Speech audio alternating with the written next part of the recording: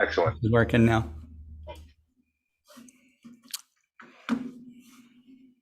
What was it, Scott? Did you find out? I just reset everything, Yeah, that's the way. Yep, that's good. Good that you can reset it pretty quickly there, so that's cool. Yeah.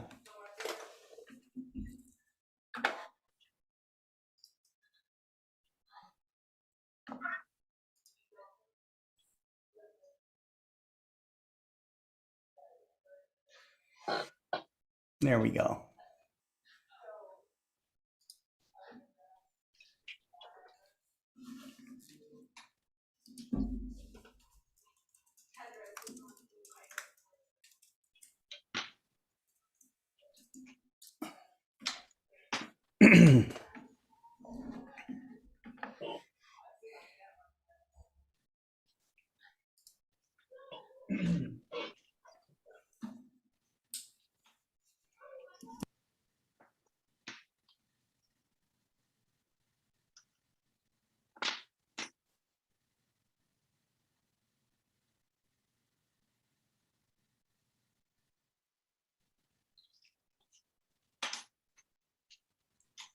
And he's jumping on Scott.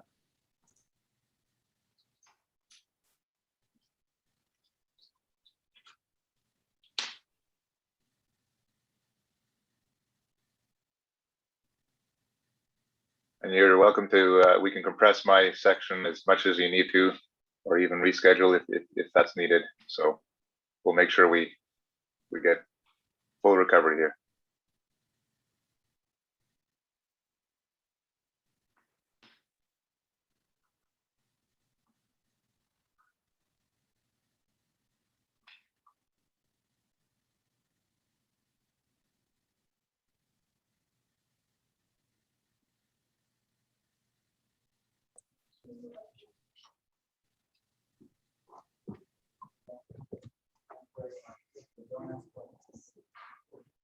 All right, we got Bergman, Heron, Peck is on. All right. Oh, Annie joined. Hey, Annie. Hey, Cameron, did you get a haircut? Yeah, got a real job. Or you lower, Yeah. or you lowered your ears, one of the two. There you go. Lost a couple pounds. Yeah. Yeah.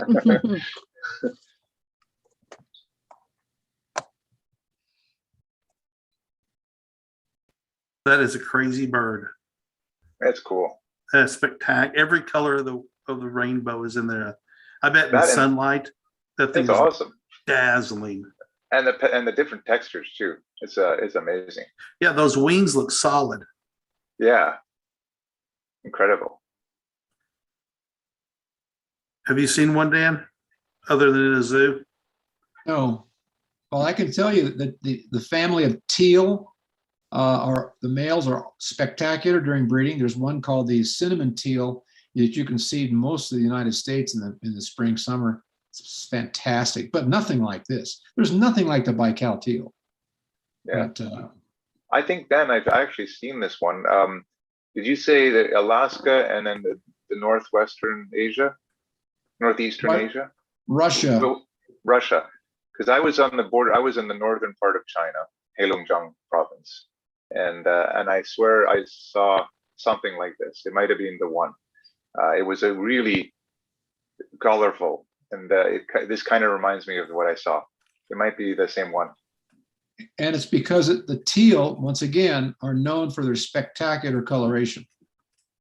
And we'll see some teal here in just a few minutes in the broadcast. Cool. That's awesome.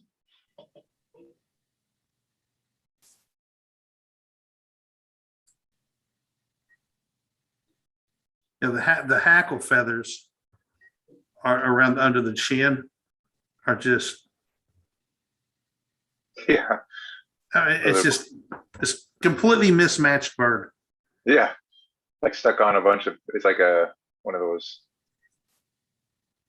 Mr. Potato Head type of things. Bergman says it looks like a mallard out for a Saturday night. Actually, it looks like a wood duck out for a Saturday night. Yeah, wood duck's pretty spectacular.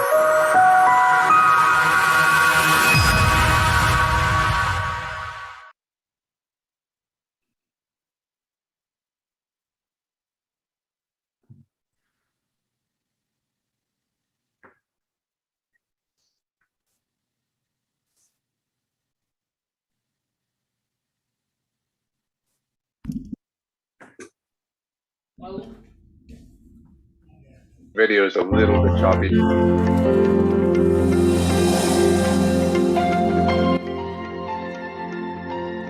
Yeah, Mike Wiesner says he was switching to YouTube. Yeah, I've noticed that lately on Facebook because at least our live streaming has been a little choppy on there. It's not a setting thing that we've done. It's just just basically what we've been getting recently. So not sure what's going on. YouTube has been delivering a better live video experience. So if you're at all having any trouble, you're watching on Facebook and you want to switch over to YouTube, here you can go just like this. You can go to explorescientific.com and live, and then you'll see a link to our YouTube channel, and you just click on that and you'll go straight there. So, but anyways, I wanted to welcome all of you to, we have a double feature here with On the Wing with Dan George and Kent Martz, and Cameron Gillis joins us today with, as he usually does, with Camstronomy. So Annie Scarborough's with us as well.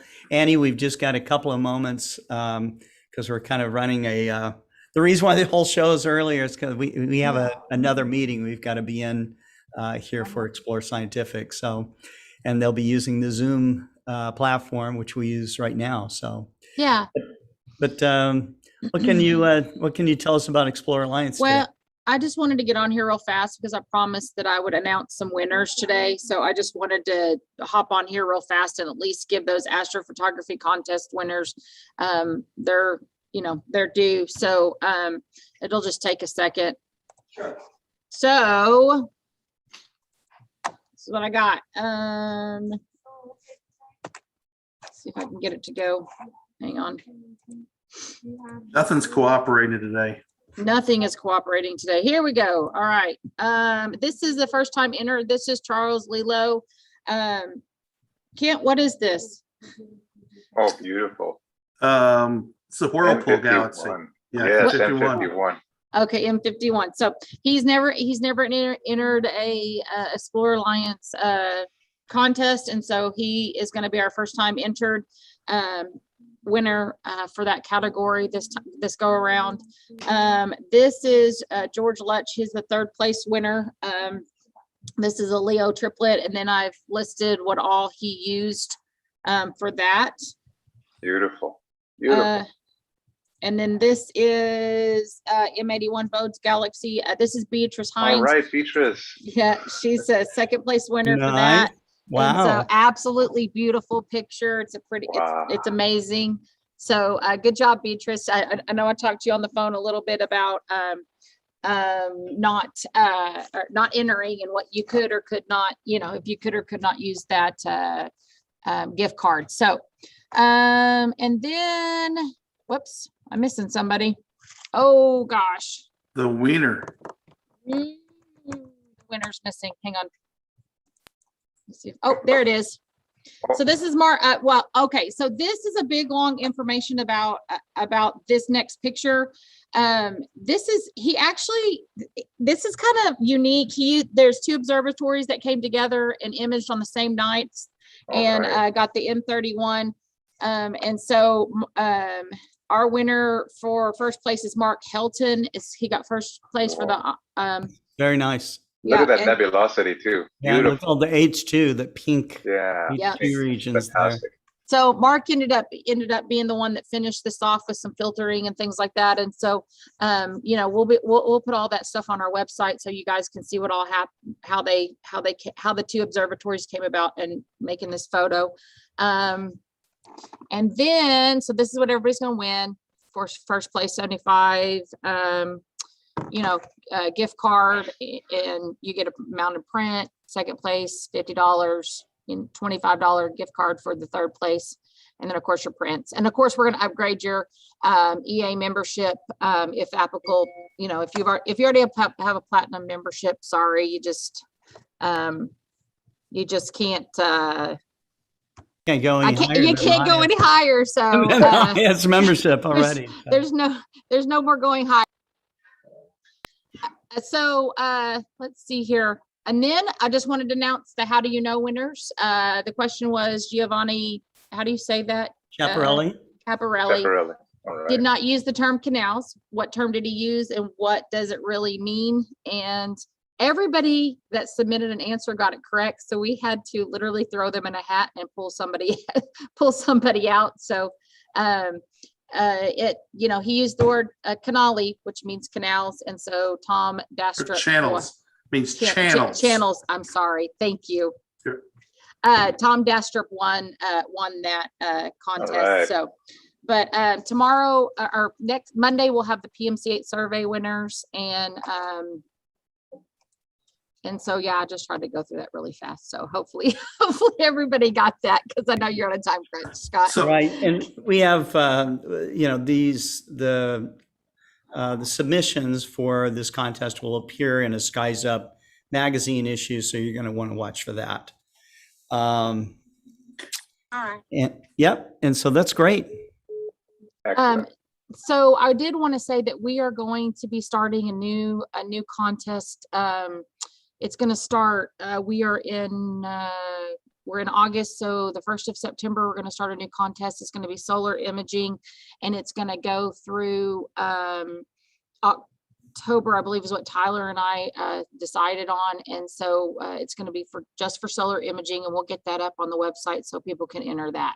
So that's going to be our next one. So y'all get ready for that. So Great. Nice. Okay. Annie, right. thank you very much. all right. Okay, we're going to turn this back over to you, Kent. And All Dan. right, so we're going to do on the wing, but we got a little something special first. Oh, I didn't. Hang on. Let me stop my sharing because I didn't share my sounds. Share sound. Sad news to report. One of our chief submitters, Terry Stanfill, died August the 7th. He leaves behind a huge repository of images for us to use. He had been sick, died of pulmonary fibrosis, a hereditary disease that killed his dad and I believe another sibling or an uncle or something. So this is a picture we're using by permission with the Arkansas Democrat Gazette. Took a profile they did a few years ago on him. Come on.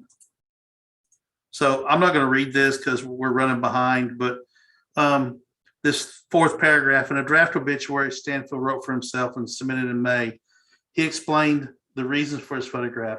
His love for nature and wildlife inspired him to take up photography. His photos were published regionally and locally. He always hoped to inspire people to look at nature in a more positive and respectful way, believing every creature has a purpose, whether we understand it or not. He created the Eagle Watch Nature Trail, which is next to a coal-fired generating power plant. He was the chief chemist there until he retired in 2010. And he supervised construction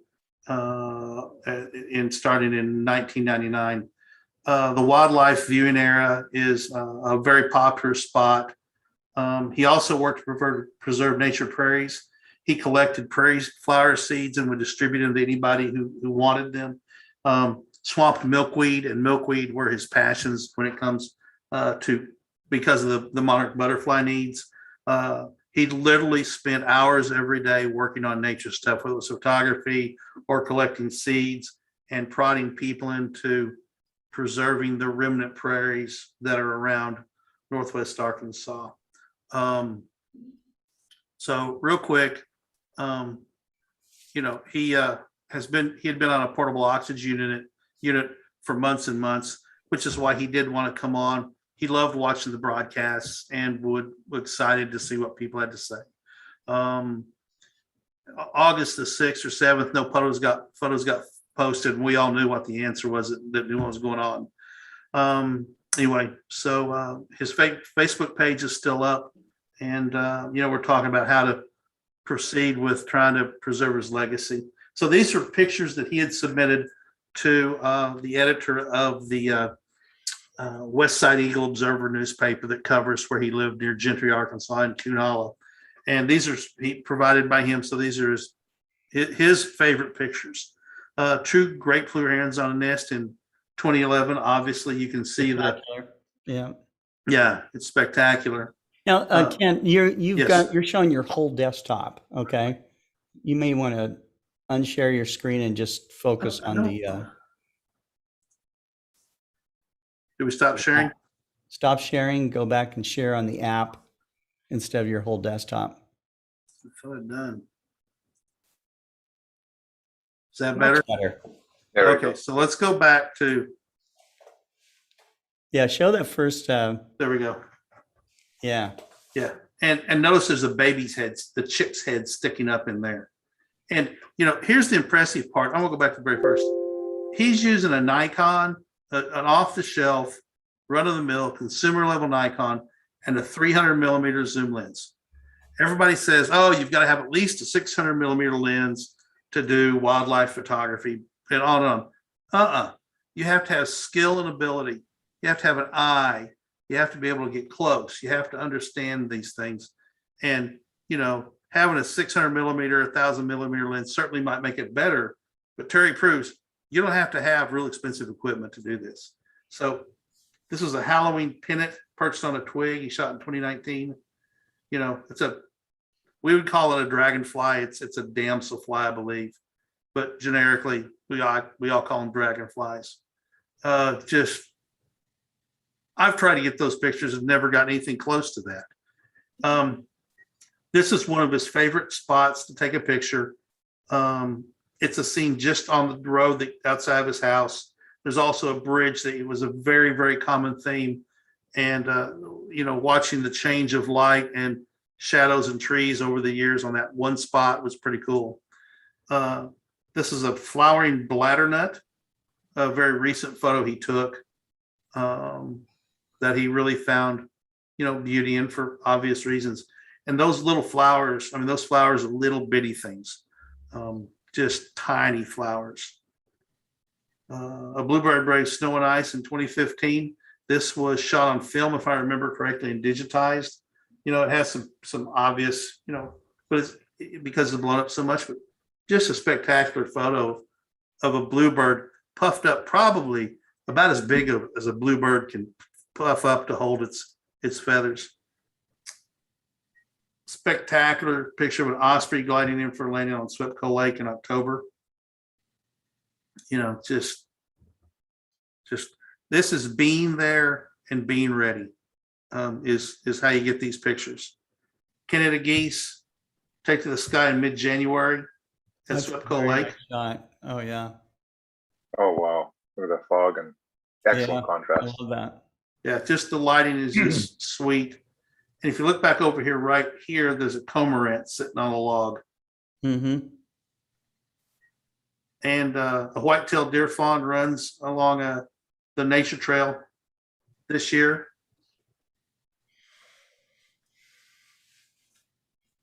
And a beetle scoots across a rose pink wildflowers in July. You know, Beautiful, beautiful work. delicate, beautiful, beautiful work. So anyway, it's, you know, I knew Terry and I had talked a few times, and he had shared with me exactly what it was, but we had tried to get him on the show, and he just wasn't, you know, he wanted to, but he just couldn't, you know, didn't like the way he looked, you know, as we can most certainly all understand that. And he will be missed. So anyway, moving on the wing, we've got technically 15 minutes. Cam, I'm gonna cut into your time a little bit. Sorry. No worries. Okay. So here we have, we said we're gonna see some teal. Here's a blue wing teal. Range is, you know, throughout much of North America, California and Arizona, Utah, you know, not there theoretically, but could easily be there. So let's listen to its sound a little bit.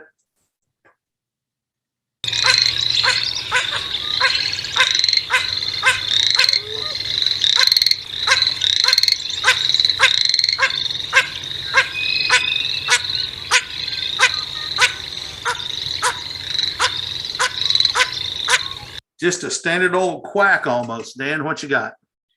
Well, I'm sitting here watching an incredibly beautiful bird. When I first saw my life look, which was about 30 years ago, looking at that white crescent feathering in front of its eyes is the way you identify that as being a blue-winged teal. You don't have to look at the wings. You don't have to look. You don't have to listen to the quack quack. You just take a look at that crescent. The female doesn't have that, just the male. Here's another case where a teal duck basically is identified not by its sound, but by the way the male looks. So here we switch to a blue-winged teal. You can see the male, and there's that crescent, obviously, and you can see the drab female behind the grass right there. Just most ducks, females are just nondescript birds. That's correct. Yeah. So beautiful birds. And I wish I had a picture of a green-winged teal. I don't think we have one. I need to look and see. I should have paired it as a contrast. Maybe I'll do that. I'll look that up in a future episode and see if we can pair that contrast. So how big are these birds, Dan? This big. This is about 15.5 inches long from beak to tail. And pretty much uncommon in the Southwest on the coast, but everywhere else in North America. Yeah, back to the map again. The high Canada latitudes doesn't look like they get them up in the Hudson Bay area north of there, but they do get up into the interior of Canada, it looks like. So, and they're only found on marshes, ponds, and lakes. So you won't see them in a field. You're going to see them where there's water. You know, this map shows Arkansas as being in the migration path, but there are nesting blue-winged and green-winged teal and other nesting ducks in Arkansas on farm ponds and the like around here.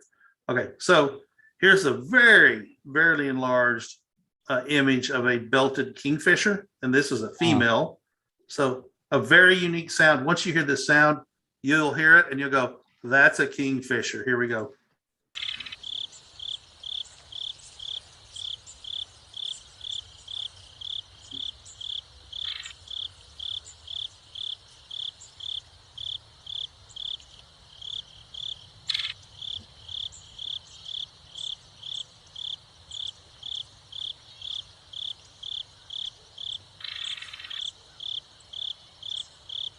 The belted kingfisher basically is about 13 inches long.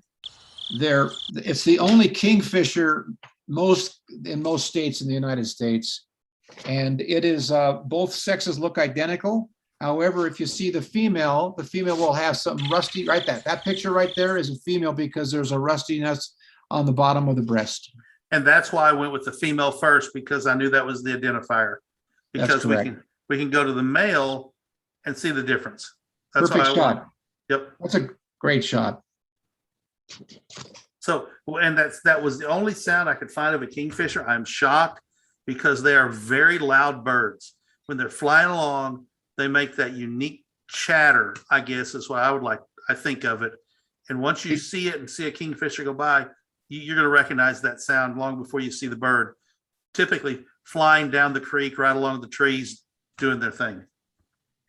You can hear that chatter from a mile away. Extreme. You hear them coming, most assuredly. And they're pretty good sized birds too. Yeah, 13 inches long. Okay. So moving on, trying to keep on schedule a little bit. Okay, this is one that you know, a shorebird is a shorebird is a shorebird almost in my mind. But this was a new one to me because I'm in the marshes and around water a lot, but I just haven't paid attention to them. I guess I figured this was a snipe or a rail, but it's neither. Although it sort of looks like a snipe or a rail because of its long bill, but it's a lesser yellow legs. Let's listen to it real quick. Oh, this is a video of a greater yellow legs.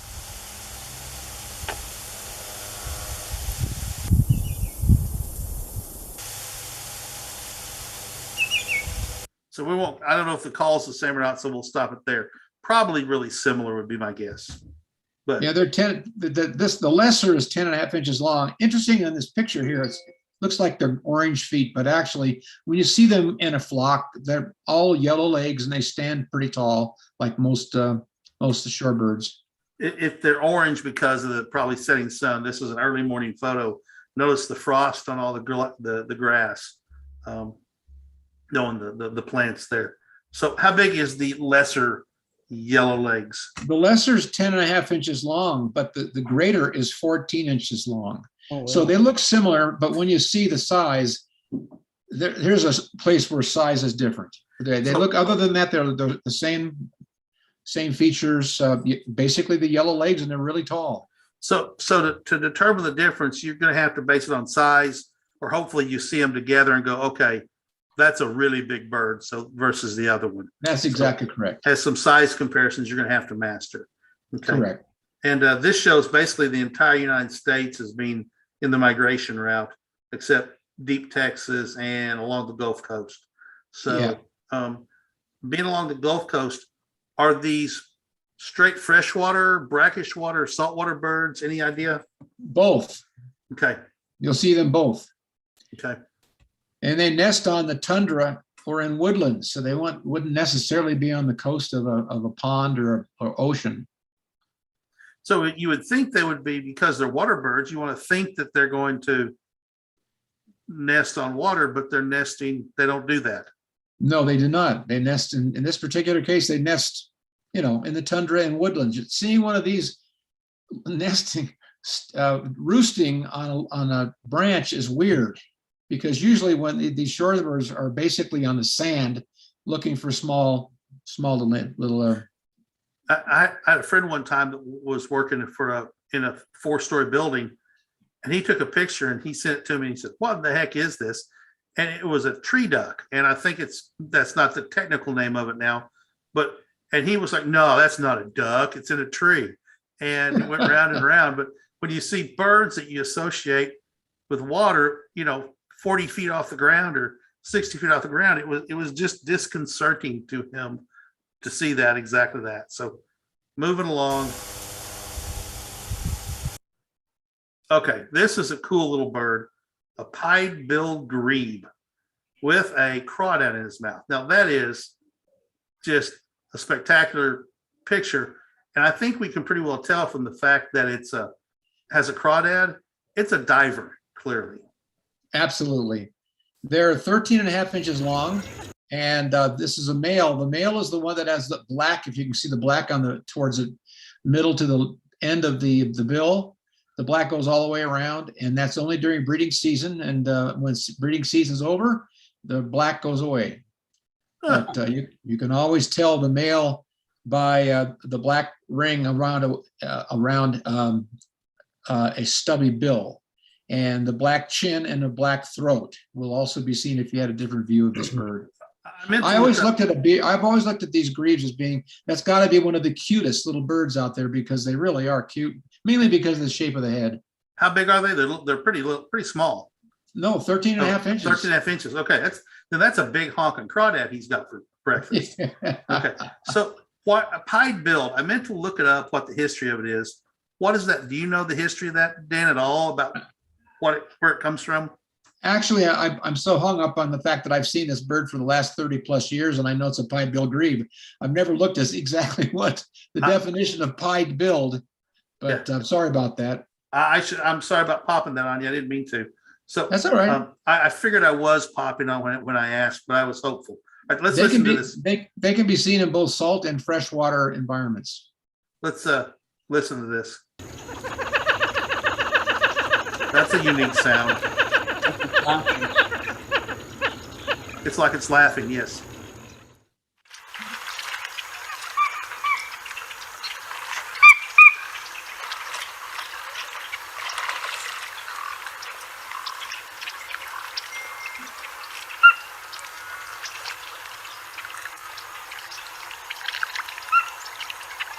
Back in the background, I could hear the lesser known moo cow platypus, or whatever it would be called.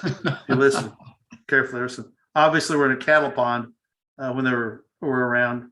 So, somewhat of a unique call, and it's just hard to pick out Yeah, it is. But so do the male and female look alike outside of breeding season? Outside of breeding season, yes, pretty much. All right. So pied-billed grebe, uniquely named bird. So this is the ever popular yellow-crowned night heron. So there's a bunch of Spectacular. bunch of different herons, but this is the yellow-crowned. What you got there, Dan? Well, it's 24 inches long, and if you can see, you've put the range map in there. It's pretty much a southeastern bird, not necessarily coastal. It's actually inland as well, but it's always by water. And that male is one of the most spectacular looking any male bird. It's fantastic. It's got a buffy white crown, a black face, and white cheeks, and actually in the breeding season, they actually acquire head plumes. You can see the wispy white plumes on the crown. Yeah, and it's all their way to, I think, make themselves look really special to the females. Getting dressed up for Saturday night date. Exactly right. So, and they're big birds, and a lot of times, in my experience, you can get fairly close to them without them, being intimidated by you. I see pictures of these around where when they're around people a lot, they become almost like a goose. They're just willing to just stand there and majestically pose for you almost. And there's a retirement village close to here called Bella Vista, and it's always Jeffrey. They just call him G, the Geoffrey spelling. And Jeffrey was out this morning looking especially fine, and they make a big game of it. So let's listen to this bird. Here we go.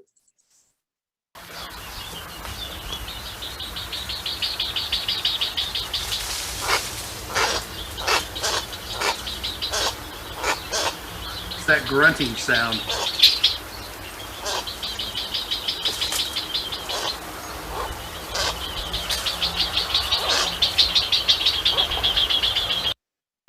A couple comments about this, Kent. It has a 42-inch wingspan. So when this thing lifts off to fly, you can tell it's a big sucker. Almost 4 feet, 4 feet wide. Yeah, I mean, you're looking, it's pretty huge. Yeah, and they glide, very slow flaps, and they make that almost what I think of as a grunting sound, and you can hear them a long ways off. It too is a very loud call. That is just, once you hear it, it's going to be some kind of heron coming at you. I'm not good enough to be able to pick out which one, but that sound is common to herons and the greater herons, the big herons, and again, a spectacular bird. So ending up, so we're right just about on time. This is a skipper, which is a kind of moth in the dew. I don't know what kind of plant it is, but not quite in perfect focus, but by golly, that's a cool photo right there. That thing is just covered in water, letting the sun do its thing, and eventually it'll fly off and go do its moth thing. So anyway, everybody, I looked up, Ken, I looked up the term about the pied-billed grebe, and the reason why it's called pied is that black stripe that appears on its beak. Okay. On its bill. So the black, so it's pied for some reason. Probably goes back to some Latin sort of thing, maybe. Could be. Yeah. So anyway, so we're just about around time. Cameron, I did not eat into you hardly at all. So there you go. Everybody think about, say a prayer, think about holding special, whatever. Terry Stanfill, he has his graciousness in letting us use his work for free is fabulous on his part. We are indebted to him for helping get this show launched and having access to that kind of stuff. So, say a thanks to him. Yeah, indeed, and just he lives on with this with these images, and we're always remembering him. Yes. Wonderful. Thank you. Yeah, thank you. All right. And Dan, you take care. Thank you very much for Thanks, all Scott. your. See you Thanks, next Ken. week, Dan. Yep. All See you right, next buddy. week. Guys. Bye-bye. Thanks, Dan. See Thanks, ya. Ken. All Cheers. right. So we Right. will now transition over to Cameron Gillis for another episode of Camstronomy. So I will, normally I have a big long countdown, but I'm not going to do that. We'll run our little introduction here.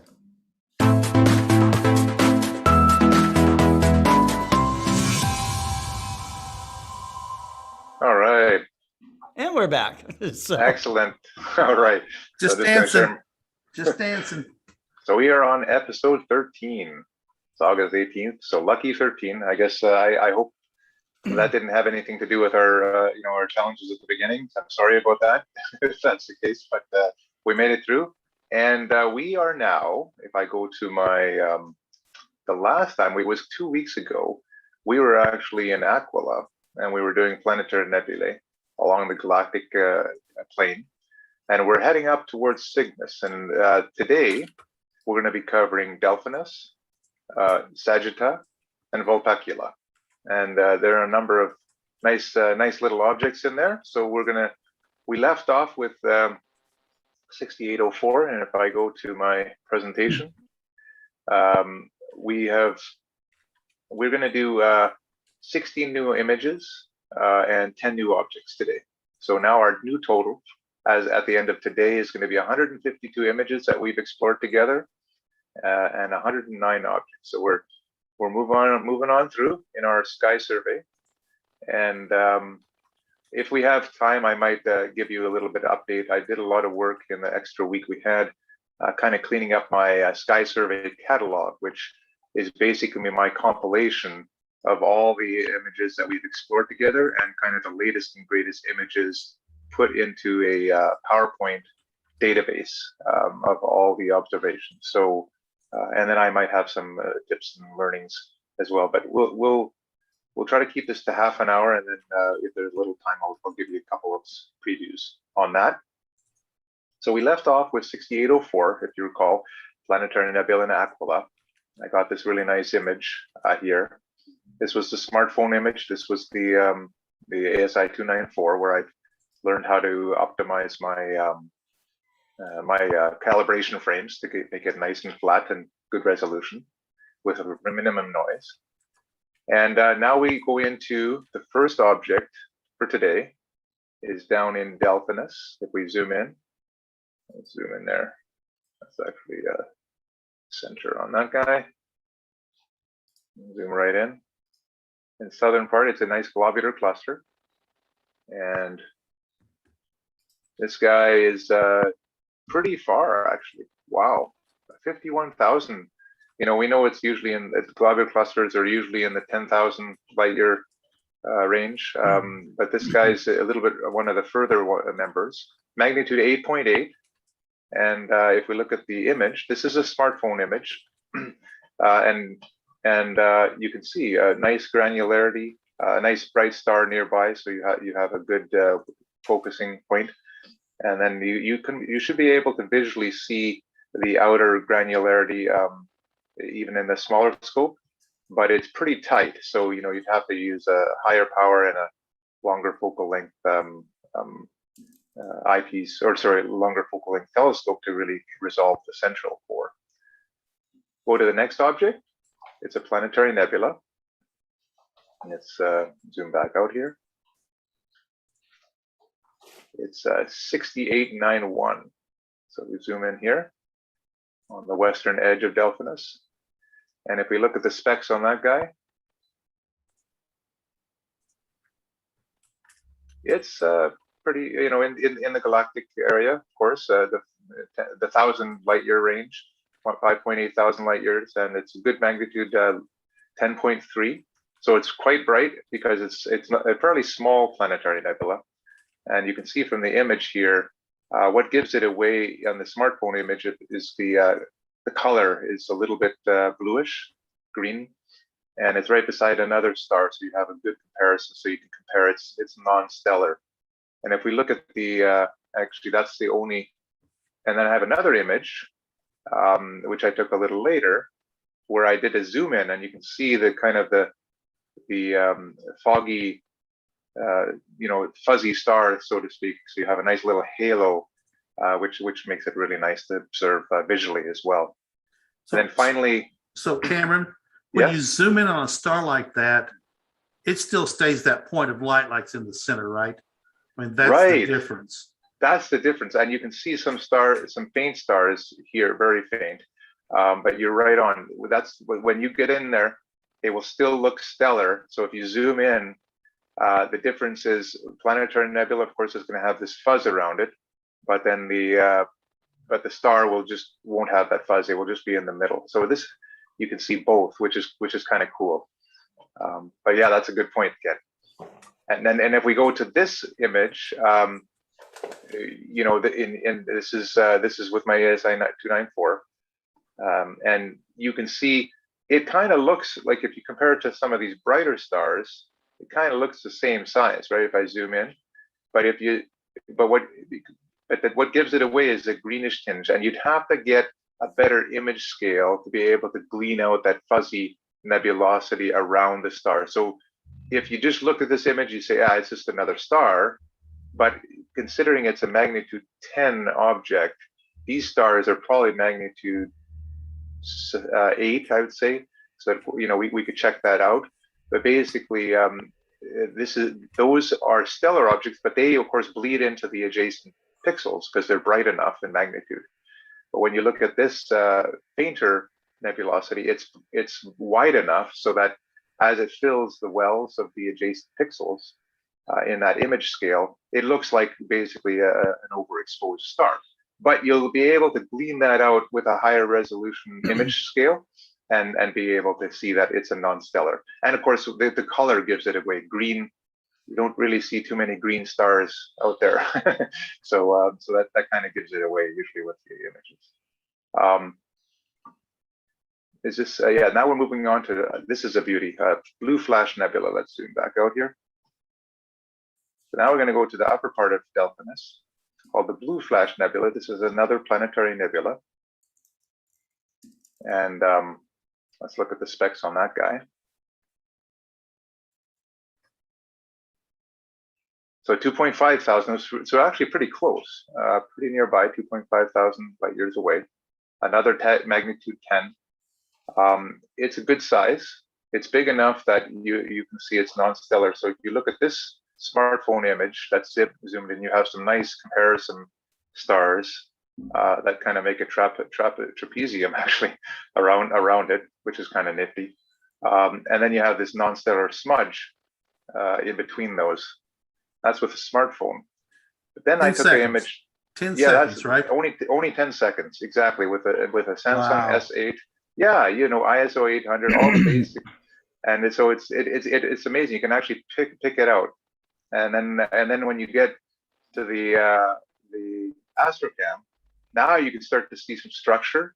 You see the same 4 stars, but now you see some fainter stars, and you see some of the annularity of the edges, and of course the central star.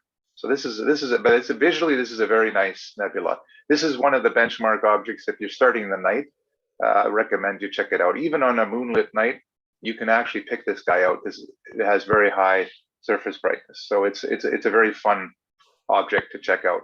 There's actually a string of planetary nebula in a row as you start to go through the Milky Way in this region around Delphinus, Sagitta, and Vulpecula, that actually are really great objects to observe on any night. Now let's go to another one. Now we're moving on to, we're into Sagitta now. So there's a little planetary nebula on the western, sort of the eastern edge, IC 4997. If we take a look at that guy,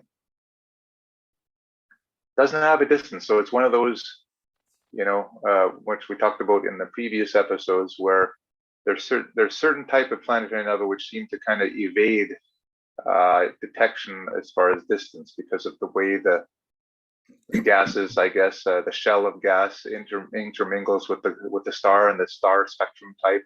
Perhaps there is something which basically throws off your spectroscopy and your redshift measurements. So that's, I think, what's happening with this particular planetary nebula again.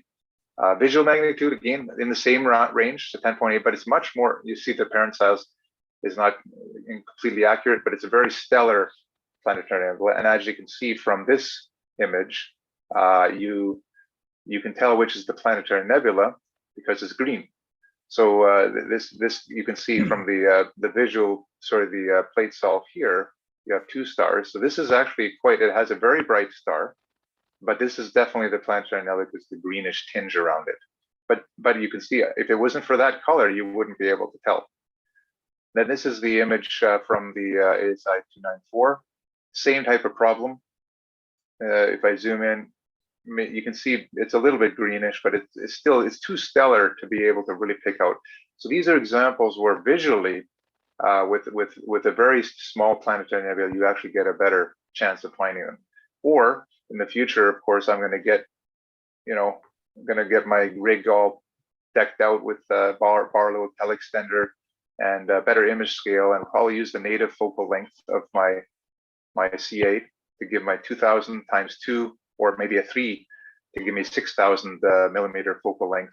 That should be able to eke out the non-stellar nature of this planetary nebula. But for now, this is the best I got.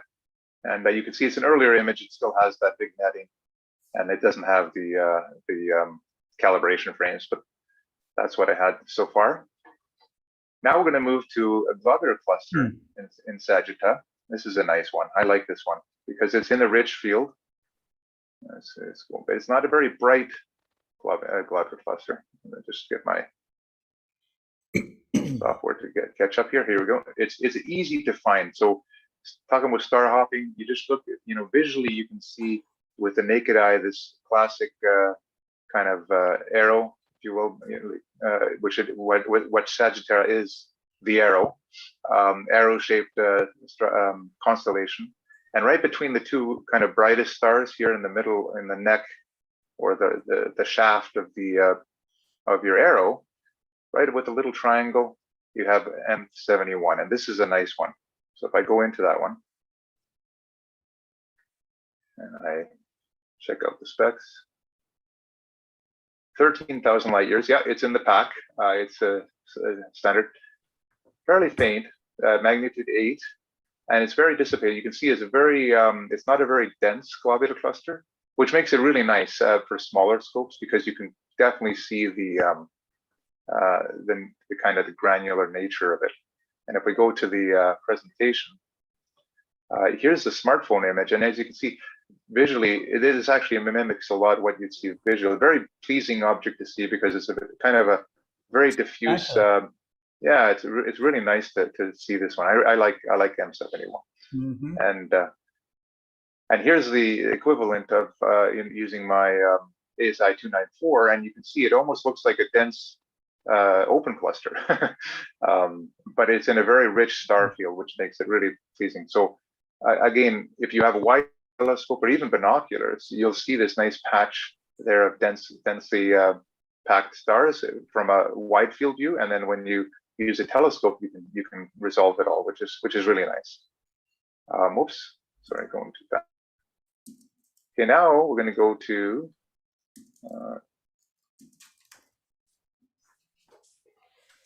a big open cluster called the coat hanger. So the coat hanger, this is really more of a binocular object, as you can see with my field of view. You can see the classic, it's an upside down coat hanger shape with the little hook here, and of course the shaft. And then if you have a wide, rich field telescope, it's a very pleasing. It has nice yellow stars, different colors, and it has a really neat asterism shape. And if we go to the let's go to the PowerPoint. It's recognized as Colander 200. Let me move this out of the way.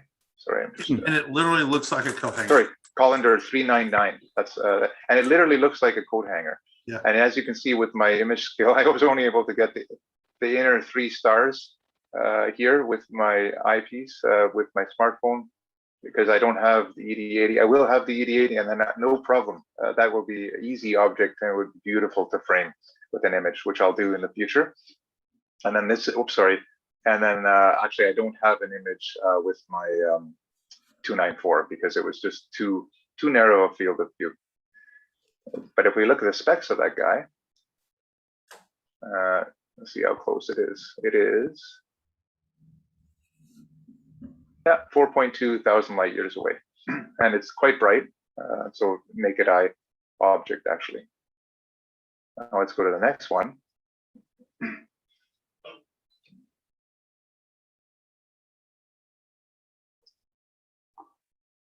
6823. And if we go to, sorry. Yeah, 6823. I'm having some problems here. Give me a second. Okay, there we go. 6823, a little nice little open cluster. If we look at the specs of that guy, 10,000 light years away, so it's actually pretty far for an open cluster. It's kind of in the globular, so it's probably in the outer arm, because we're starting to look kind of perpendicular to the galactic center.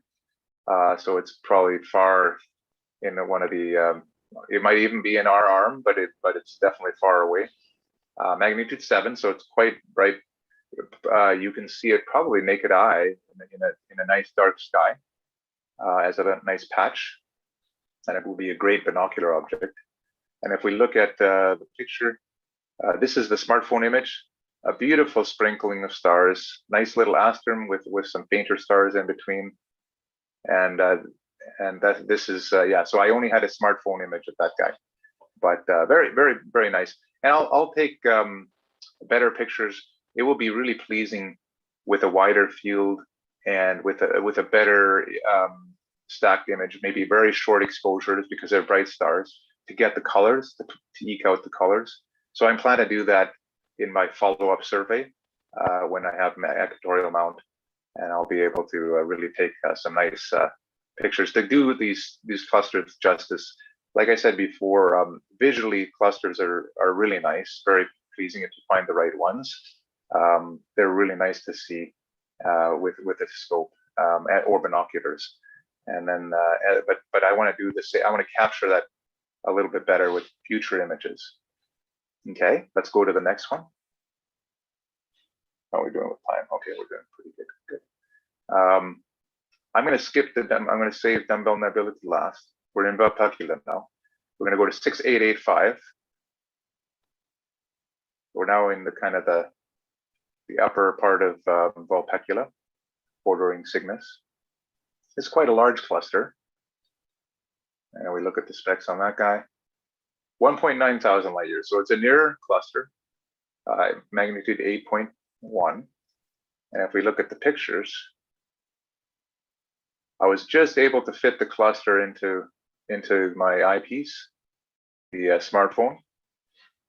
And you can see nice bright star, number 20 Vulpecula, surrounded by a nice sprinkling of stars. And same thing, I'll get into a better image of that in the future.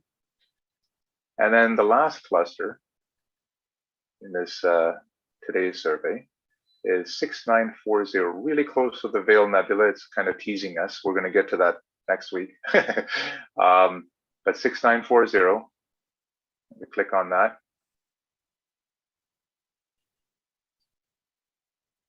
That guy is, in the good old nearby 2.5 thousand light years away. Pretty bright, 6.3. And fairly large. And if we look at the picture, this is nice. You can see it has a very good distribution, a fairly dense distribution. So again, you can fill this frame, but imagine a wide field telescope or binoculars. How nice this would be a beautiful cluster to view. So highly recommended. Okay, now let's go on to the final object of tonight. Or today, Dumbbell Nebula. Super bright. It's a great object to image anytime view. It's actually it doesn't hold up well against moonlight and light pollution, but it does really well imaging wise. That doesn't seem to bother it. And it's a nice big object. Great starting imaging object for anyone starting.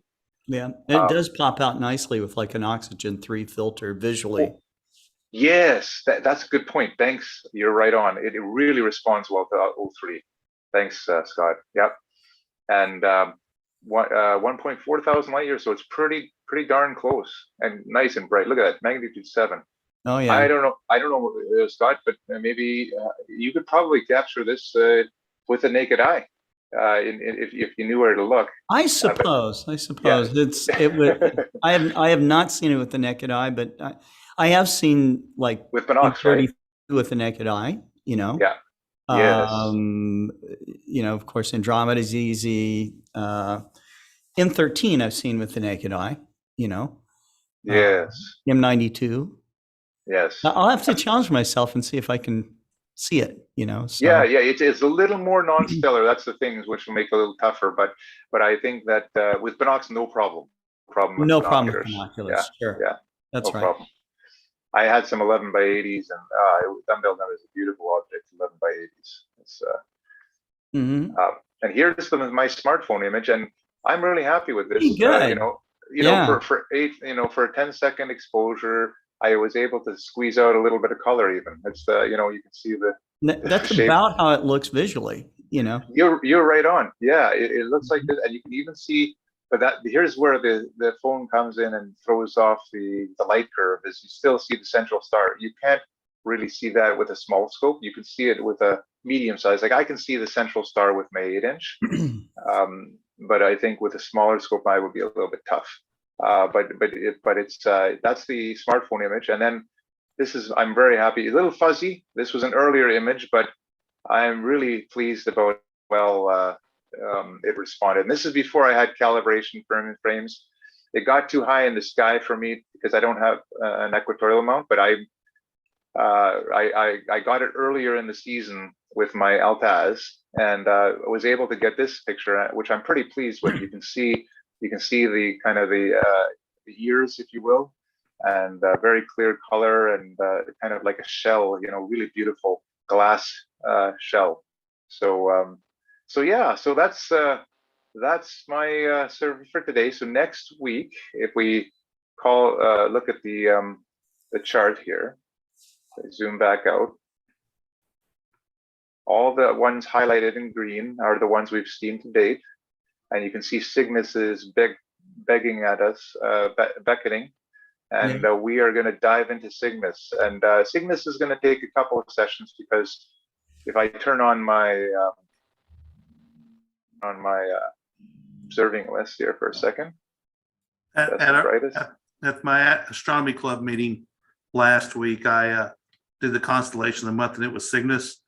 And there is a staggering, as your picture right here shows, an absolute staggering number of things. Yes, up there, just astounding. Oh yeah, we're gonna have to do this in chunks, because it's like you said, there's so many well-known objects and beautiful objects to see, and some that are not so well known, and they're quite nice, quite pleasing to see. So a lot of good stuff. So we're gonna do this in 2 sessions. I think we're gonna see about 15 objects per week, but we're gonna do probably the western part of Cygnus first, and then the eastern part next, and that's how we'll divide it up. So that's kind of where we're at. And then I think I'll take 5 minutes, just briefly, since we're running actually in a good time here, if that's okay. Yeah, it's fine. Thanks, Scott. So basically, I just wanted to show you. I've been organizing all my pictures, and what I've done is I have for all the days that I have done images, I have these files. And for example, if I look at this one, 008, these were all the images I took on the evening of the 8th of July, and then to the morning of the 9th of July. So until 2 o'clock, for example, in the morning. So a couple hours. And these are all the objects. A lot of galaxies. I started facing west. And I didn't populate, but you can see I started populating some of them. And this is all going to be used in future surveys. And what I've done is for each of these nights, I have a file with all the pictures. So 7, 8, and 9, if I go here, these are all my images. And these are all compressed already. These are already live stacked, pre-processed. And what I need to do is I compress them further. I put them further into my PowerPoints. And if I go back here, and the reason why I'm showing you this is ultimately all this gets folded into my catalog, which is here. This is my master catalog. And the significance of this is I have, if I open up this catalog, which is here, these are, if I scroll down, I have 343 pages, okay, in PowerPoint, 343 pages, essentially, images across all the constellations running per constellation. And I have all my images. These are all going to be best and brightest, and they're all going to be filled in as we go in through this survey. And we're compiling this. And the significance of why I'm showing you this is I have 343 essential pictures, and I've got it down to 25 megabytes. So that's a big compression, right? And that means it's very manageable, and it's going to be very shareable in the future. You know, I'm still going to have all the intermediate data. I'm not going to have all the raw data, like all the TIFF files. Those are too big, right? TIFF file is like averaging 2 megabyte per picture. I'm not doing that, except for some of the images I might do that.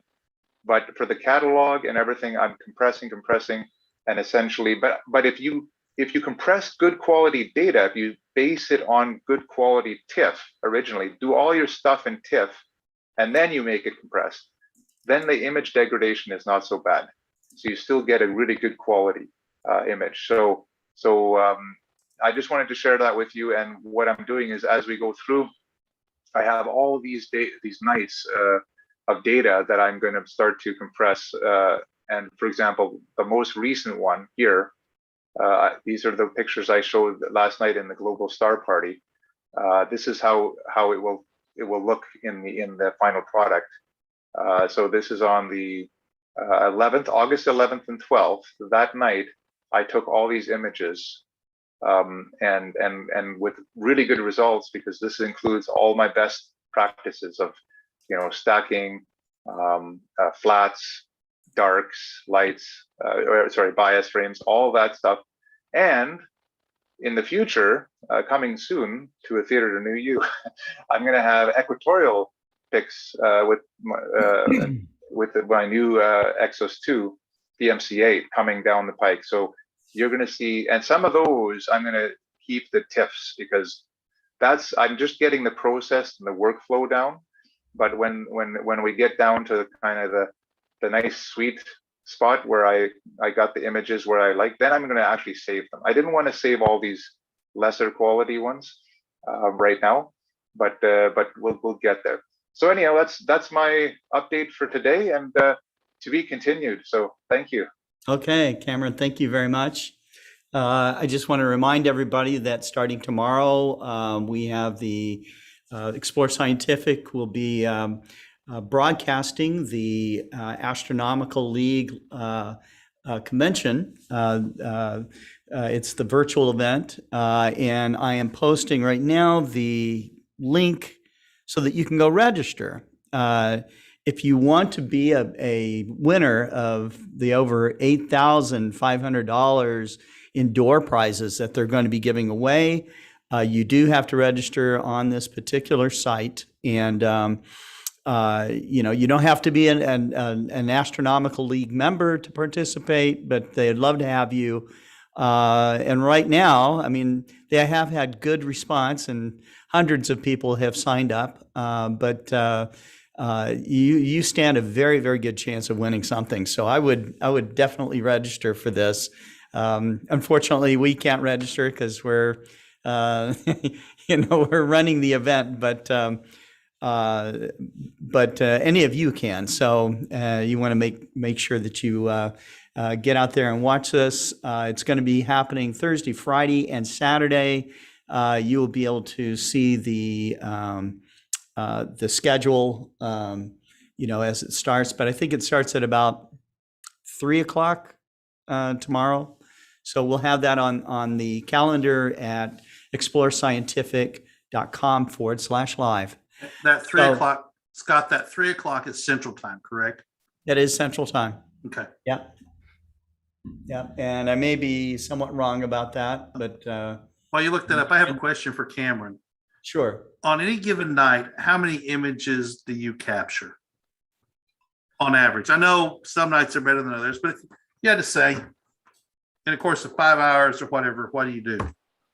Let me see here. I'm just looking, just doing a quick scan here.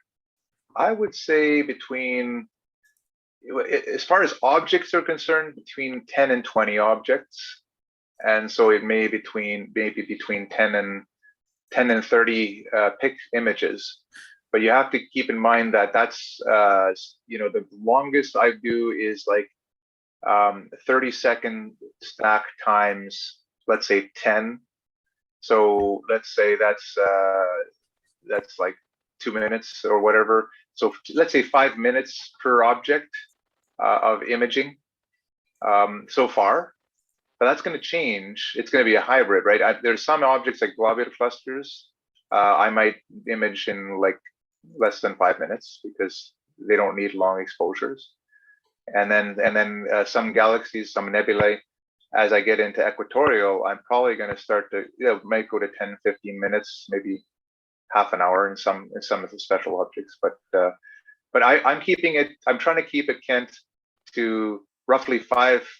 So you just do the math. So 5, that gives you 10 per hour with some breaks in between, some panning and moving around. So yeah, I would say between 10 and 20 objects per night. So But 2 to 3 hours. And you're doing this with an Altaz mount. Yes. With no go-to. You're doing this completely manually. Oh with no, an no, iPhone. it's with a go-to. It's a go-to Altaz. Oh, Yes. okay. Yes. Yeah. Yes. Tracking and all tests. Tracking and LTAS. Yeah, exactly. Okay. Yeah, that's important because that allows you to, you can set up your image plan. And what I do is, I think what makes it efficient for me, Kent and Scott, is I have 2 tablets. I have one tablet which is Sky Safari, Okay. and I have another tablet which is the imager, the ASI Air. And what I can do is I just go on the one tablet. I say, I want to go to this object. It goes to that. And then I take a screenshot of that image. And then on the other ASI Air, I start the image sequence. It goes through. And then I do a screenshot of that. And then that's how I'm able to go with a good workflow through that many objects. And your iPhone is mounted on the same go-to. So you're doing iPhone and telescope at the same time. Correct? I or do that. wrong? No, I do that.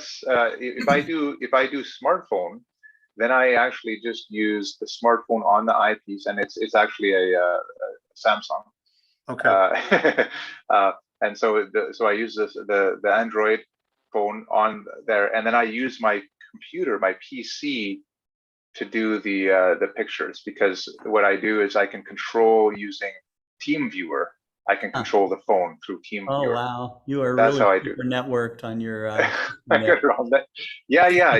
It's all about, because if you can get it so that you can basically access it on your computer or from a chair, right, comfortably, you can have a very comfortable time to take the images and then and enjoy the view at the same time, right? Rather than kind of hunched over and outside. And outside is good, but you need to have screens. You need to have connection to be able to.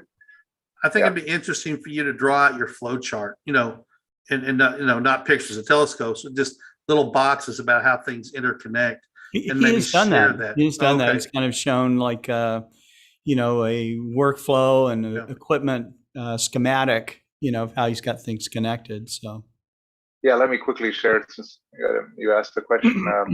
And go here. we're running This is- ahead. We got a couple of minutes here, so. Yeah, let me just put this in presentation. So this is basically my setup. So I have Celestron Evolution 8, which is my go-to altazimuth, and then on the image train I got my F6.3 reducer. I got my extension rings and my T adapter. I have a filter drawer, and then I by default, especially with galaxies, I use the IR cut filter, which just is a nice square filter. It blocks out the IR and keeps it nice and flat. But for nebulosity, I use UHC, and I switch that out. I have an extra filter holder. And then from the camera standpoint, I have an ASI 294 non-cooled regular camera that goes to my ASI Air Pro. And instead of using its Wi-Fi, I tether it by Ethernet. I just use its Ethernet port going to my my router, because the Wi-Fi is not very good on the ASI Air Pro. It's not good at all. So I use this external Wi-Fi, and I can go almost anywhere in my house with this. So I pop this outside. I tether with a nice Cat 6 cable, and that's long enough. I have a 10-foot cable so that when this thing starts moving around, it doesn't get tangled up. So this Wi-Fi router just sits on a chair beside it. And then these two tablets here, as I was explaining earlier, I bring those outside initially for when I do my polar or my 3-star alignment. I have the ASI Air Pro Galaxy tab. That one's monitoring the focus, the star focus, and making sure I'm centering the star in the field when I'm calibrating. And the other one has Sky Safari all the time. And then I use that to pan and tilt my altazimuth in real time and go to the objects. And then once I've got that calibrated, I go inside. That takes me about 15 minutes because this is already pre-set up. And then I go inside, and then I basically have these two arms that plug into that these two tablets connect to, and then basically I can now control both the imaging and the pointing of the scope with those two tablets. Everything I need. I don't even need a PC for this setup, which is nice. So yeah, A lot of people want to do everything wirelessly, but we find through feedback from customers and our testing that there are points that you should be wired if at all possible, just like Yes. you have discovered, because you go to the trouble of doing all this planning and getting set up and oriented and starting. The last thing you want to do is have some Wi-Fi disruption. Your neighbor powers up his microwave and all your data gets lost or corrupted, and you lose your link and Yes. lose your data. Highly frustrating when that happens.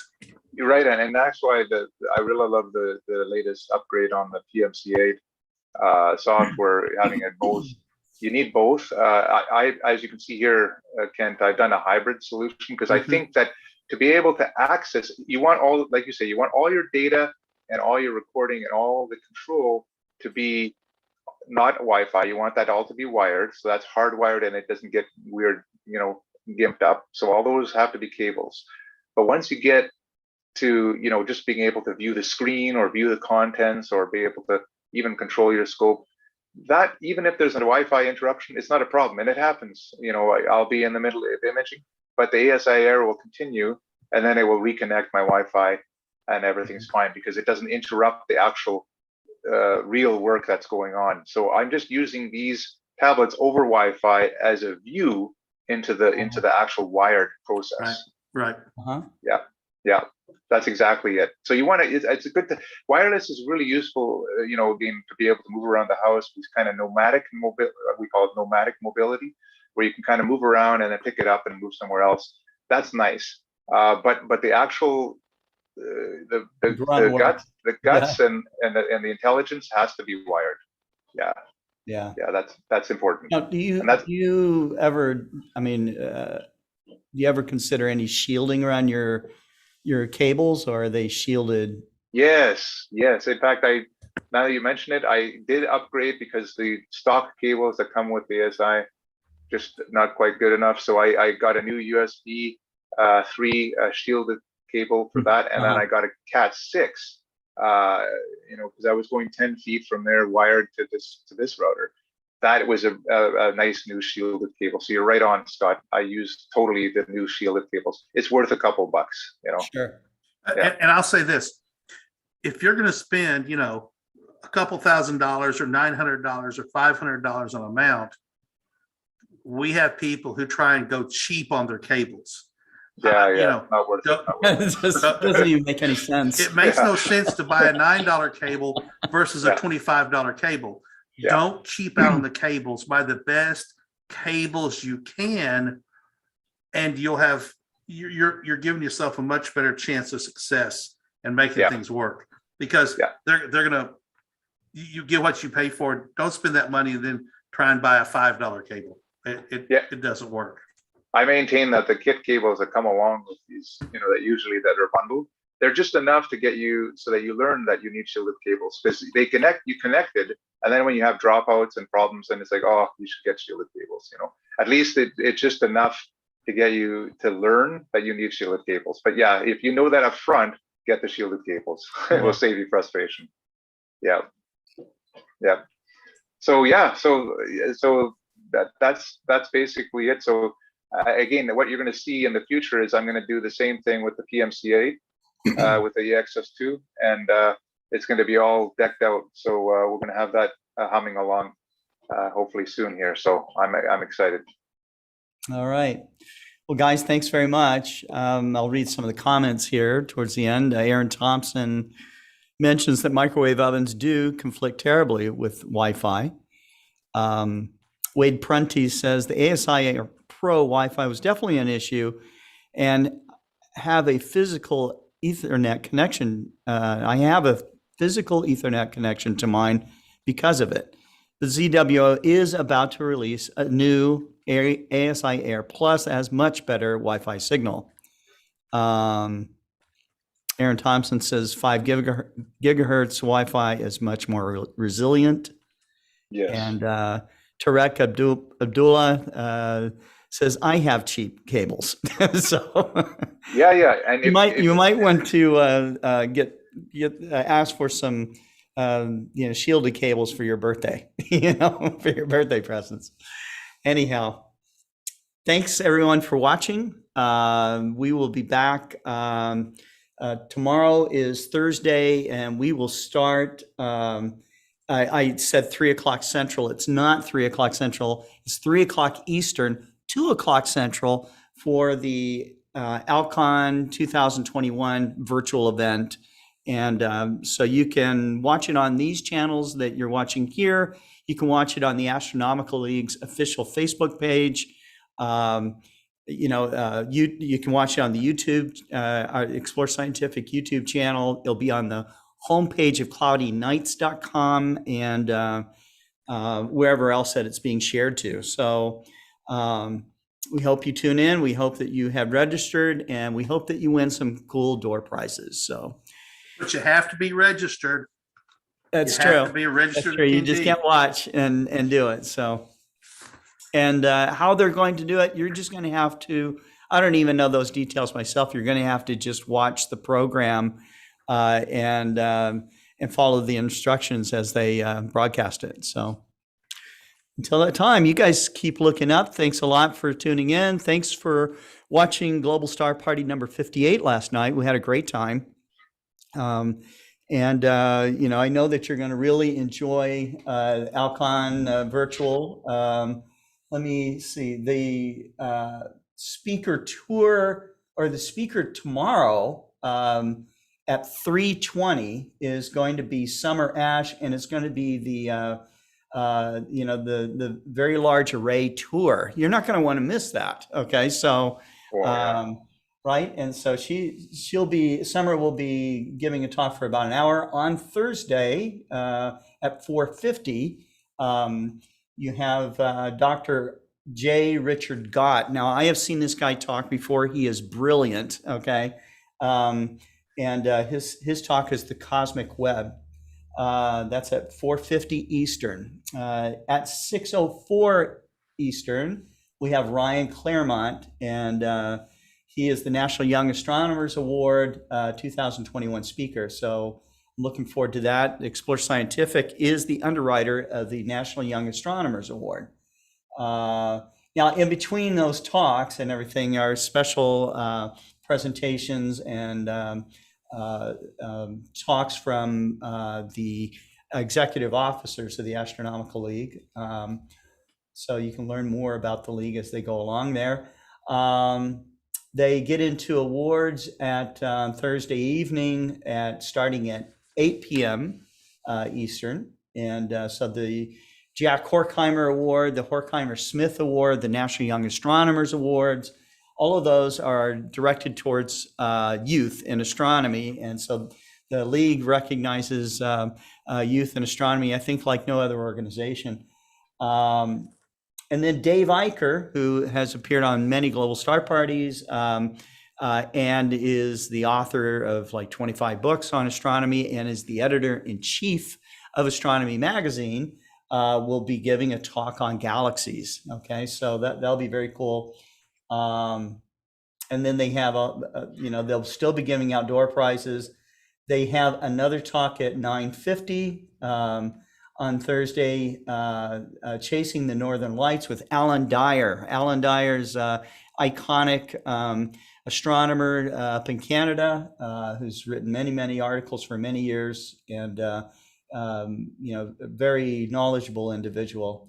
John Goss is giving a talk about the League's Library Telescope program, and we'll be talking about the giveaway that they have. That's just Thursday. I'm not going to go through all of Friday and Saturday, but you're getting a taste of what an Alcon is all about. If you've never been to an Alcon event, they usually change where they host it because it's hosted by a different club every time. It's usually hard to get to because, unless you're going to fly somewhere to go be at these events. I've been to many of them, but I think it's cool that they're broadcasting this one because now you can be from anywhere in the world and watch the Alcon event happen. So, and with that, I think I'm going to conclude the program today, and we will be back, with there'll be no other regular programming happening tomorrow because of the Alcon virtual event. So, and as I said earlier, you guys keep looking up, and we'll see you then. Take care.